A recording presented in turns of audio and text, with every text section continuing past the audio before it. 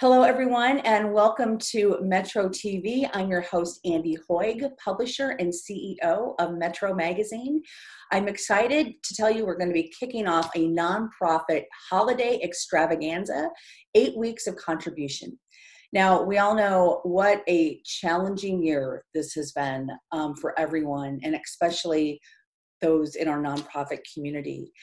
So each week, I'm going to be interviewing 5 nonprofits for 5 minutes, and they're going to let us know what their mission is, who they serve, and how we can help them over the holiday season, whether it's for a food drive, helping with Thanksgiving meals, some are having some virtual events, or just end of year giving. There's so much to do and so many ways that we can contribute through giving or volunteering. So again, 8 weeks, 5 nonprofits, 5 minutes. It's going to be great. So we look forward to seeing you here each week, but we're going to kick it off with our first 5 today. So don't go away. We'll be right back.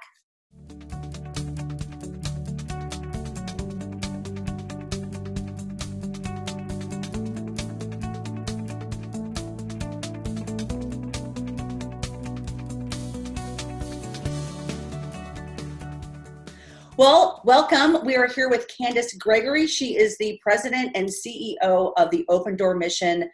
Welcome, Candace. Thank you for having me. I'm so glad to be with you today. You're welcome. Hey, tell us, okay, let's first talk about the Open Door Mission. What is your mission and who do you serve? Well, Open Door Mission is a gospel rescue mission, and we meet the basic needs of individuals and families, inspire hope for lasting change. So every day we offer 917 safe shelter beds. We serve a little over 4,700 meals to those that are hungry in our community. And we provide about 1,000 people with preventive measures that actually empower them to be in their own homes and prevent them from being homeless. Now, COVID has definitely had an impact on the 40 programs we offer for free.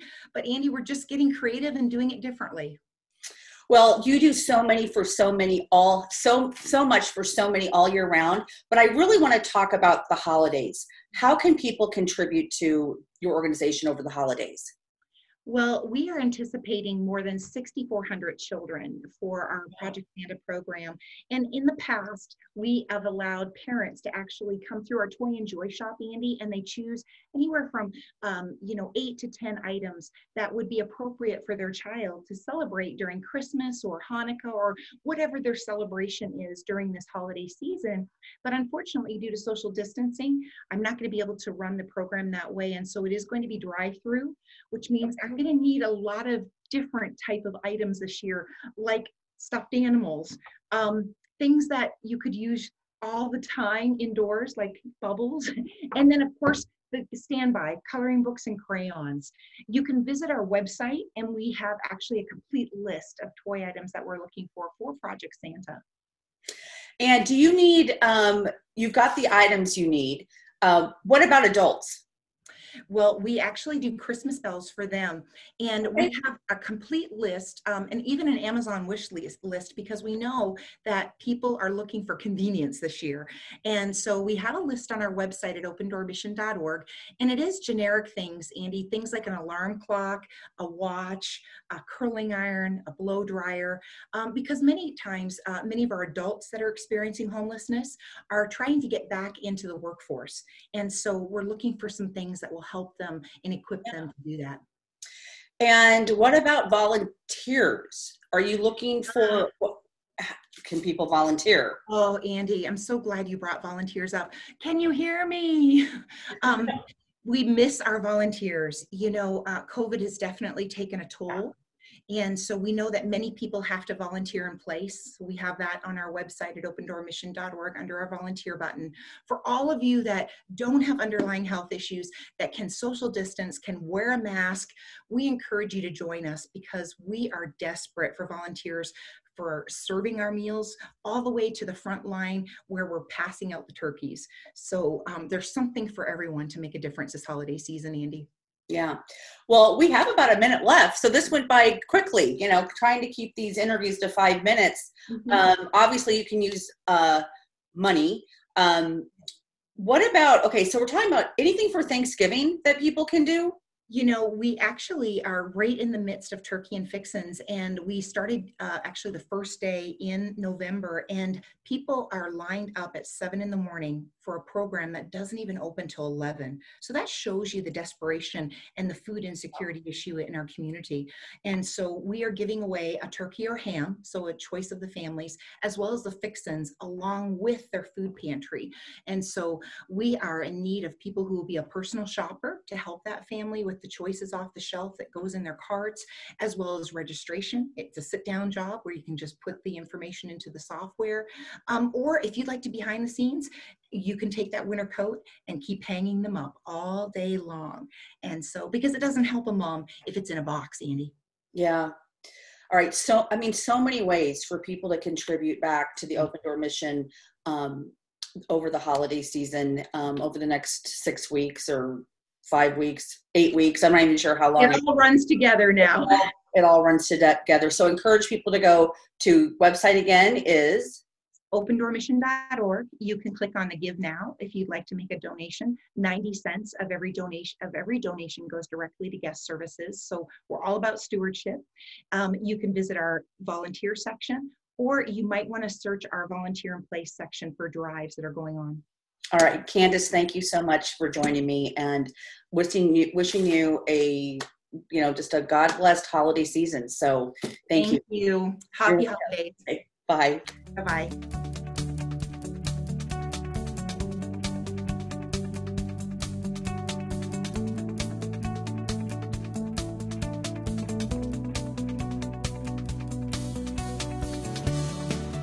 Well, hello, everybody. I am here with Beth Osdick-Smith, founder CEO from Saving Grace Perishable Food Rescue, and Terry Corcoran. Did I say that correct? Yes, we did. Okay, Chief Development Officer for the Stevens Center. Ladies, thank you so much for joining me. Thank you. Here.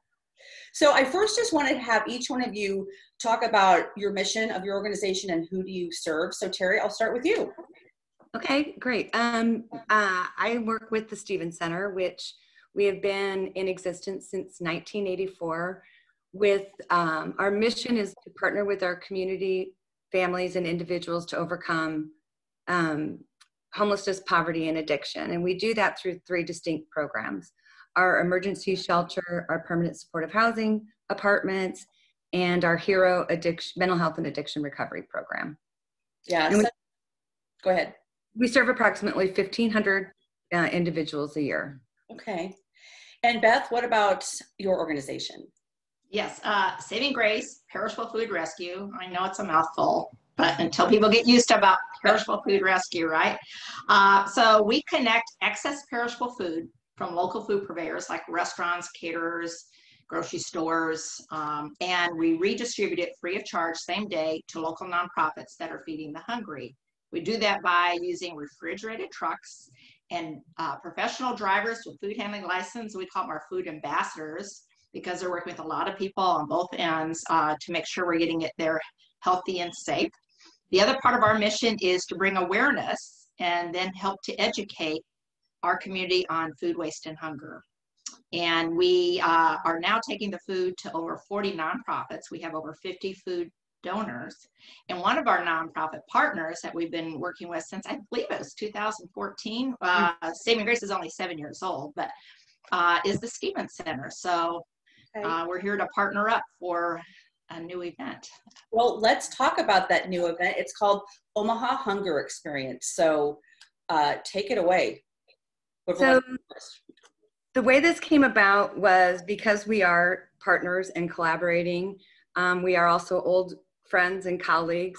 We were sitting around one afternoon and we're deciding nationally there's the Hunger and Homeless Awareness Week. And we came across this information. I'm like, how can we create something that is going to be an experiential event that focuses on homelessness and food insecurity? And thus the Omaha Hunger Experience came about. Yeah, we're both in the room, and so we're like, hey, we need to make it happen here. Right. And so it started last year, and because of COVID this year, last year it was more of a sit down dinner. Everybody got a meal ticket, etc. and really got to feel and experience what it is to have a gourmet meal versus a poverty meal. Due to COVID, we have decided that we had to jump on the bandwagon. Obviously, we can't all be in the same room together. And we got kicking around the idea of curbside pickup. Everybody, that's what we're doing now. You can't go in the restaurant.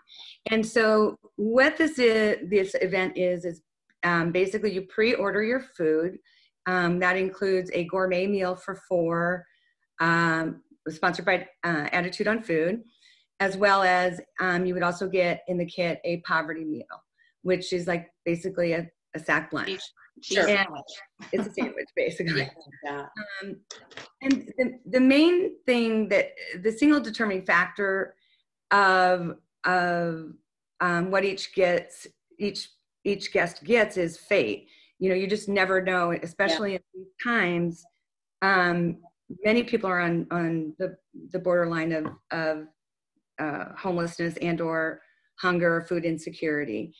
And so what we've done is put together kind of a media kit where each family receives like a meal ticket sort of a meal ticket, an experience, and one person out of the group will receive the poverty meal. And then it's interactive and you sit down and you discuss you know what it's like when everybody is around you's eating this great meal, even though there's enough for So basically there will be different stories in there. You're not sure which story and which person you will be.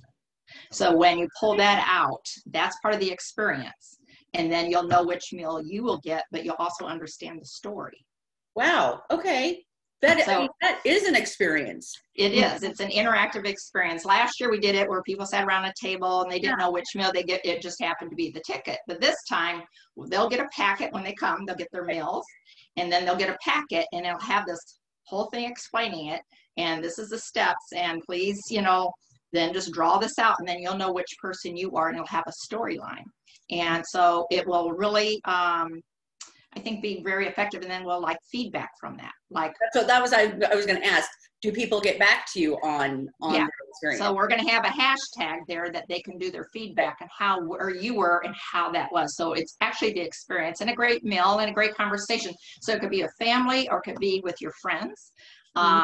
Technically, it's a packet of 4, and we have 3 different choices. So it's great. We got like beef, and we have a beautiful chicken dinner, and we also have a vegetarian lasagna. So, I mean, Attitude on Foods, they've been one of our original food donor partners, and they're creating this beautiful meal for us. And then we're going to work together to do the sack lunch. So, well, let's talk. I mean, I want to do this. What do I do? How do I sign up?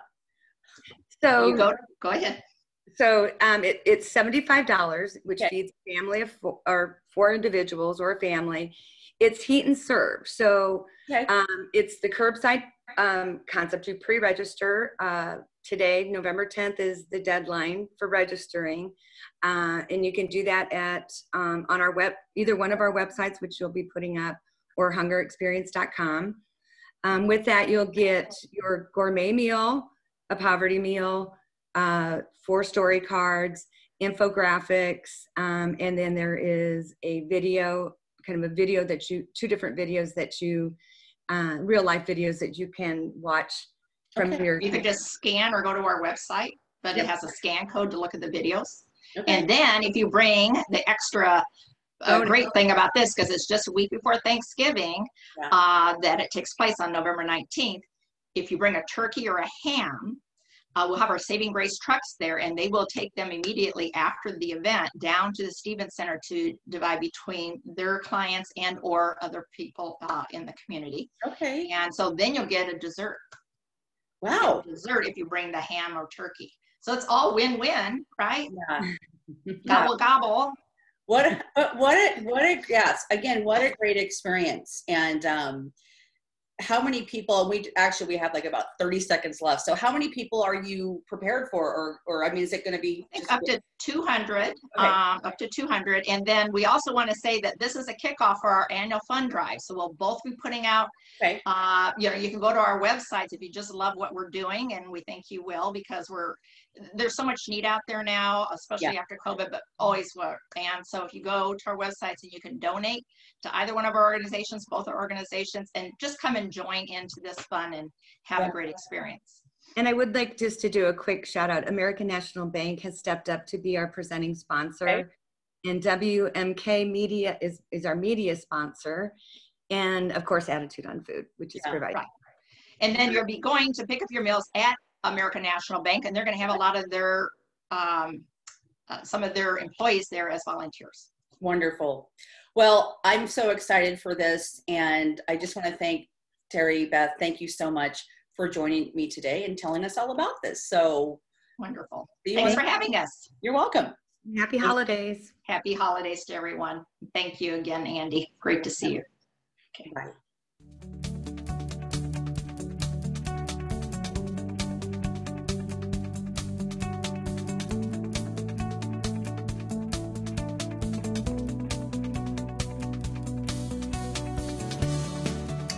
Well, I'm here with Barb Fairho. She is the Director of Development for Youth Emergency Services. Barb, thanks for joining me today. Well, thank you for having me. Well, let's first just talk about Youth Emergency Services. Yes, for short. Who do you serve? What is the mission of the organization? We serve youth who are experiencing either homelessness or near homelessness, and our mission is Youth Emergency Services assists youth experiencing homelessness and near homelessness by providing critically needed resources which support them in their desire to be self-sufficient. And I mean, really such important work that you do. And I know you've got a couple drives coming up, one for Thanksgiving and then one for, the month of December. But of course, like so many things, they look different this year. So let's just first talk about the Thanksgiving drive coming up. Absolutely, and you're very right. Things do look much differently this year for everyone.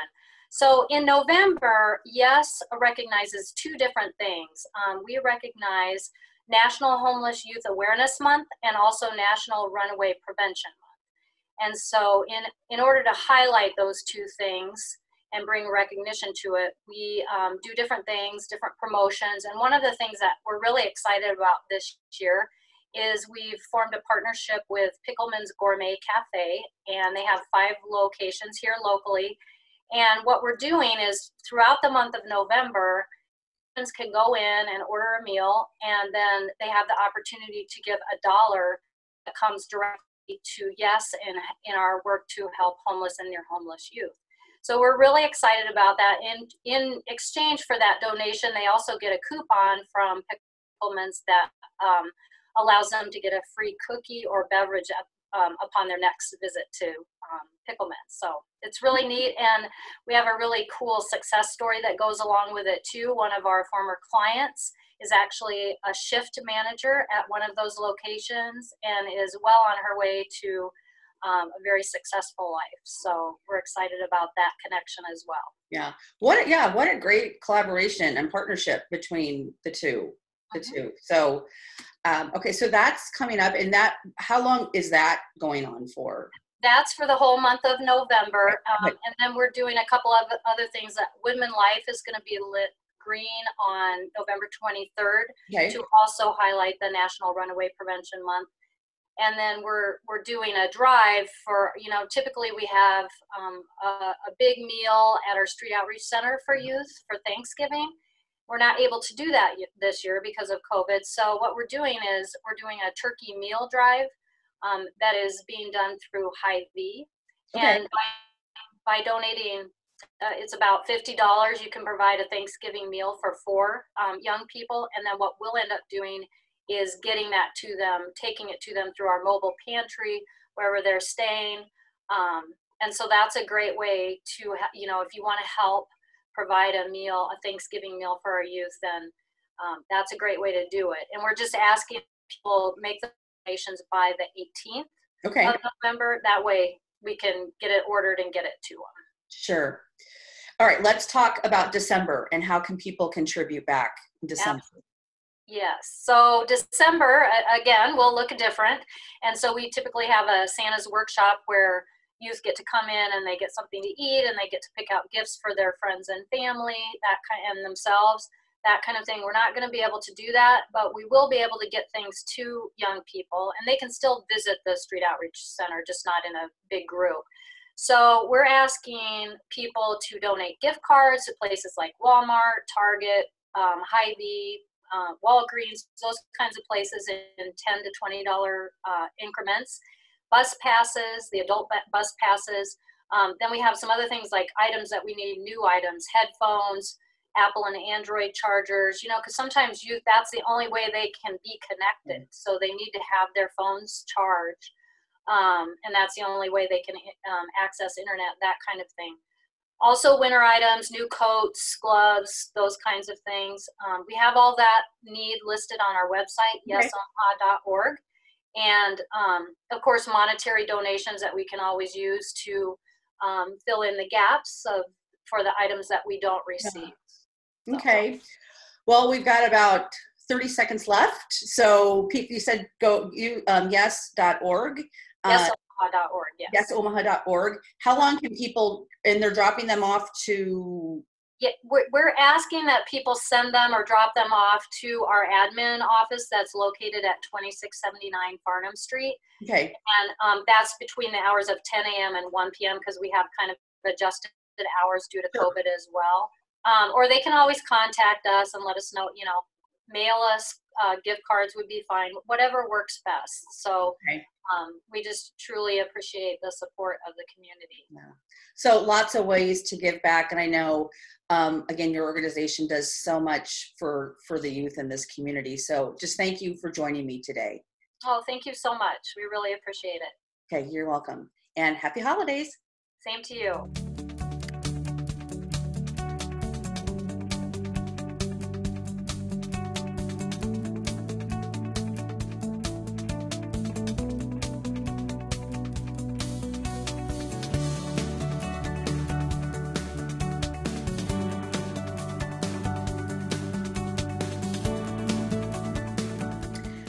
Well, welcome everybody. I'm here with Donna Dostal. She is the president and CEO of the Pottawattamie County Community Foundation. Hi, Donna. Hi, Andy. How are you today? I'm good. I'm good. Great to see you. You too. So, okay, let's first talk about your organization, kind of what you do and who you serve, and then we're going to talk about Giving Tuesday. Yes. So we are the Pottawattamie County Community Foundation. We help connect individual philanthropy to the greatest needs and projects that we have going on in Southwest Iowa. And we're a true community foundation. We focus on endowments, scholarships, agency endowed funds, and really lifting up our nonprofit community to meet the needs and really continue to make our Southwest Iowa community vibrant. So those are some of the things that we do. And I'm excited to talk about Giving Tuesday, 7/2. So let's do it. Yeah, let's talk about that. So December 1st is, I believe it's 9 years of Giving Tuesday. Yeah. And so givingtuesday.org started, you know, it's the follow-up to a whole weekend of fun and decadence over the Thanksgiving Day weekend, and capitalizing on the Cyber Monday and the next iteration of that, and you know, remembering that we as a community need to take care of the issues and the nonprofits that are really doing the work. So Giving Tuesday is the next iteration of that. It's the natural progression of celebrating being grateful in our community. Yep. And so Share Omaha last year really took the lead on helping Giving Tuesday be a thing in our community. Sure.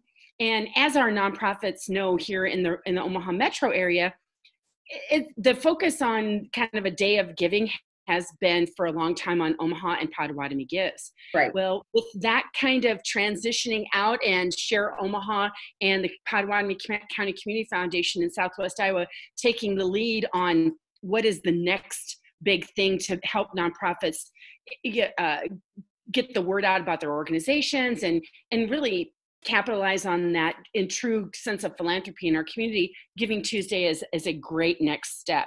So we're partnering with with Share Omaha, and on the Southwest Iowa side, really lifting up our nonprofits, helping them make sure that they have all the resources necessary to make that true educational shift to Giving Tuesday.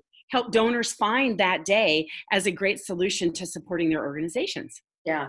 And again, it's like you said, it really kind of, it follows the Thanksgiving weekend, Cyber, you have Black Friday, Cyber Monday. Cyber Monday. And it's kind of this look at, how you can support these nonprofits over the holidays,